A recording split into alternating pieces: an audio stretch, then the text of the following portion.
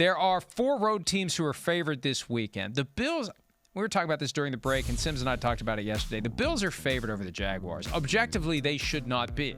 But the folks out there who are betting think the Bills are better than they are, and they don't think the Jaguars are as good as they are. That's the easiest explanation, Michael. It is. And it goes back. I know he was just trying to be provocative and to motivate his team, but when Liam Cohen, when they beat Denver and he talked about the small market, he took the small market comment from Sean Payton and turned it into something else. Well, it does go back to the small market. I think a lot of people look at Jacksonville. You look at their less than elegant logo. I got to say that, Jacksonville. It's time for an update. Not great.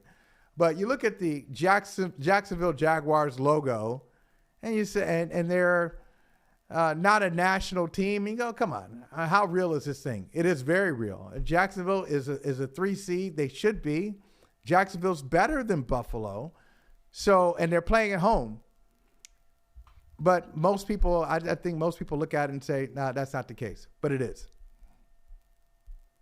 Yeah, it is the case, and Josh Allen has not been good on the road in the playoffs. Most of the wins, all of his wins in the postseason have come at home. He's got 7 postseason wins in his career. That's the most for any quarterback who has never made it to a Super Bowl. And I think the objective narrative, which is, I think, fundamentally incorrect, but you can't change what the narratives are that are out there. This is his best chance to get to a Super Bowl because there's no Patrick Mahomes, there's no Joe Burrow, there's no Lamar Jackson. The problem is the Bills aren't as good as they've been in past years. And someone said to me recently, and it stuck, the Bills' window has already closed. The only reason we don't realize it is Josh Allen is good enough to keep it appearing to be propped open. Yeah, he's so good that the window is closed. He's standing behind it, and you say, well, there's Josh. He can open that thing. He'll open it at any time. He can get it open. No, he's good, but no, he's not good enough to overcome some of the problems on the roster. They do. They put so much on him. We've talked about this for years. They expect him to solve a lot of things that they've created on the roster. And he's good enough where you would think he kind of lures you into thinking, yeah, he can do it. He can be in a lot of cases. He can be in a lot of ways. He can be the one-man band, but he can't. So yeah. All I know is window closed is pretty strong, though. That's a strong statement. All I know is if they lose this one to the Jaguars and go one and done, we're going to have a couple of days where we're watching and waiting to see what owner Terry Paguli is going to do, and it's ultimately going to be his prerogative on whether or not changes need to be made. They're going into a new stadium. They're making plenty of money. They need to make plenty of money, but they've only got so many years left in Josh Allen's prime. Now, here's the exercise that we are eventually getting to before we talk longer than Mike McDaniel ordering lunch.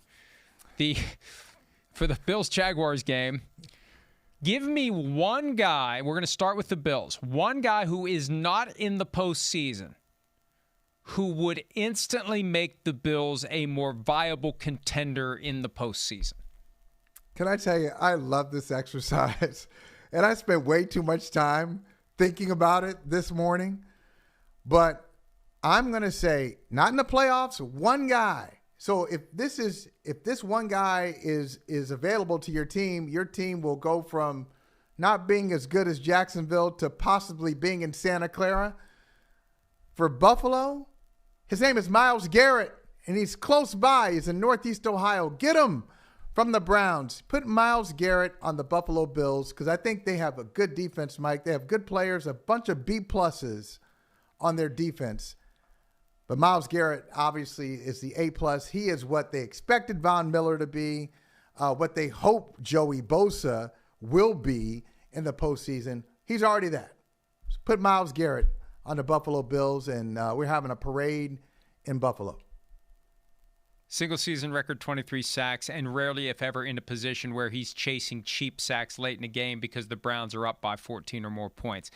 I'm in the same realm you are, but mine, it's a little more realistic.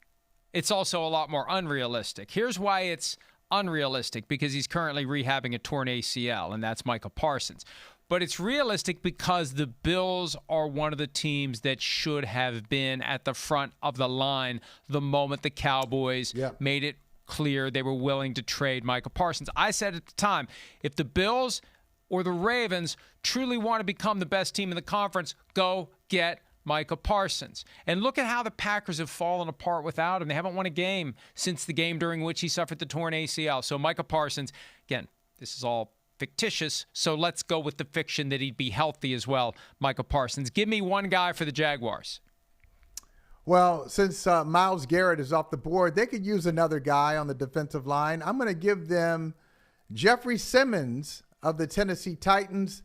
Ooh. Poor Jeffrey. Poor Jeffrey. I'm sorry that you've had to deal with so much nonsense in Tennessee. He's a great player, and I think if you put him on the Jaguars, they're already good. I think their defense has been playmaking, but they struggled to get a pass rush as well. I think they're, bottom 5, bottom 6 in sacks, and he could give you a push up the middle. That'd be a good one.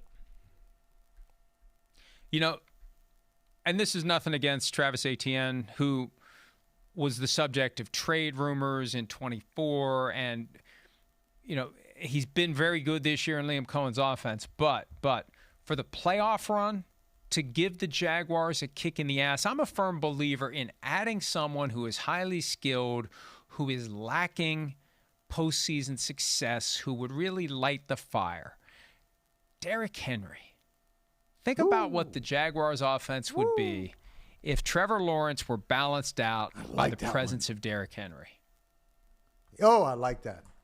I like that a lot. Yeah, because their offense is already, it's a great offense. But you bring in Derrick Henry, it's a great offense without. Remember, we at the beginning of the year we thought Travis Hunter would be a two-way player. So Travis Hunter has been out for most of the season.